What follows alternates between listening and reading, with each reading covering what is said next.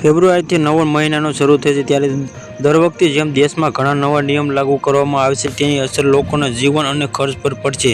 કેન્દ્ર સરકારે બજેટમાં દિવસે આ ફેરફારમાં લાગુ કરવાનો નિર્ણય લીધો છે। તેમાં ગેસ ટેક્સ અને ફાસ્ટેગમાં પણ બેંકો સહિતના નિયમોનો સમાવેશ થાય છે। ચાલો જાણીએ નિયમ વિગતના ચર્ચામાં કરી કે 5 મોટા ફેરફાર છે કે એલપીજી સિલિન્ડરના ભાવમાં થવાનો છે કે દર મહિને ગેસ જેમ કે આ નવા ભાવમાં 1 ફેબ્રુઆરીથી જાહેર કરાશે। 14 કિલો ઘરેલું ગેસ સિલિન્ડર માટે ભાવમાં સુધારો થવાની આશા છે કે જેની સીધી અસર ઘરના રસોડા ખર્ચ પર પડશે। બીજો મોટો ફેરફાર છે કે સીએનજી પીએનજી એટીપી અને એવિએશન ફ્યુલના નવા ભાવ સાથે સંબંધિત અને તેલ કંપનીઓના દિવસે આ ઇંધણ માટે નવા ભાવ જાહેર કરશે। આનાથી વાહન અને હવાઈ મુસાફરી ખર્ચમાં વધઘટ થઈ શકે। ત્રીજો ફેરફાર પાન મસાલા સિગારેટ તમાકુ ઉત્પાદન પર ટેક્સમાં વધારો થનાર।